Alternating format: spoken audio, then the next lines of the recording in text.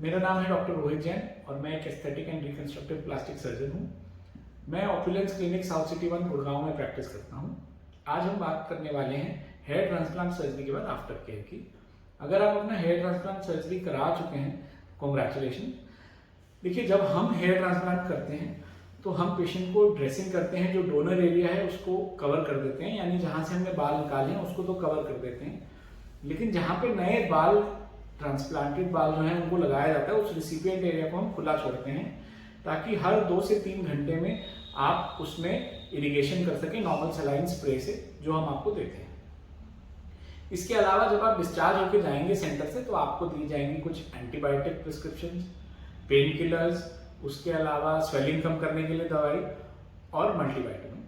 ये आपने रिलीजियसली बिल्कुल फॉलो, नियमित रूप से खानी है और एडवाइस को फॉलो करना है।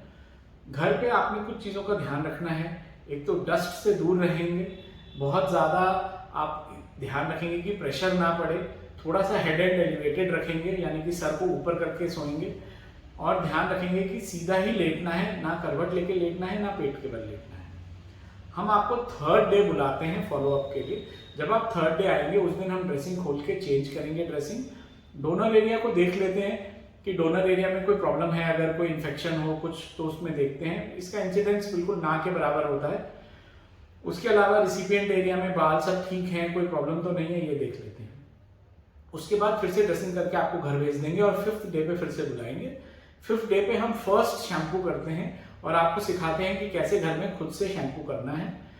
इसी टाइम पे हम आपकी मेडिकेशन शुरू करते हैं, जो हेयर सप्लीमेंट्स होते हैं, और फिनास्टेरॉइड शुरू करते हैं। अब जो इम्पोर्टेंट बात है इसमें जानने की वो ये है कि आप ऑल्टरनेट डे घर में शैम्पू करेंगे, इसके बाद बेबी शैम्पू से या मेडिकेटेड शैम्पू से, और आपको हम उसका तरीका सिखा देंगे आपकी विजिट के टाइम पे। इसके बाद अगला फॉलोअप होगा 10th डे पे, और 10th डे पे आपकी ड्रेसिंग हटेगी। कई पेशेंट्स को 5th डे में ही हीलिंग हो जाती है तो हम उनका खुला छोड़ देते हैं डोनर एरिया, और उनको समझाते हैं कि वो खुद ही ग्राफ मतलब डोनर एरिया के ऊपर ऑइंटमेंट लगा के सुबह शाम उसको क्लीन रख सकते हैं। अगर मान लीजिए हीलिंग नहीं हुई है तो 10th डे आपकी ड्रेसिंग हट जाएगी। इस टाइम पे आपको ये ध्यान रखना है कि अब आपके स्कैब्स थोड़े थोड़े झड़ने शुरू हो जाएंगे।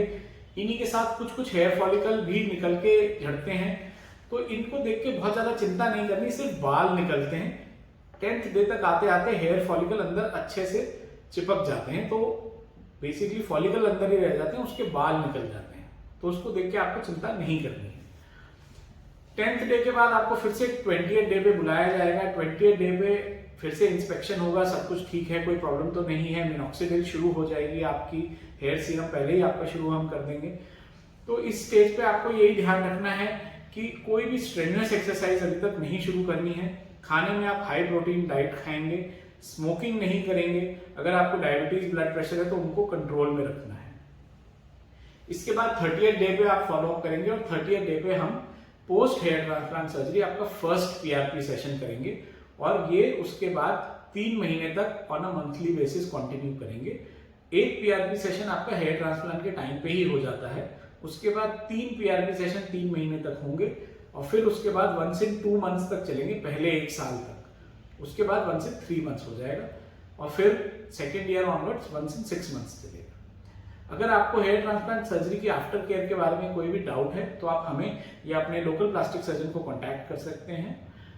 Thank you so much, have a nice day.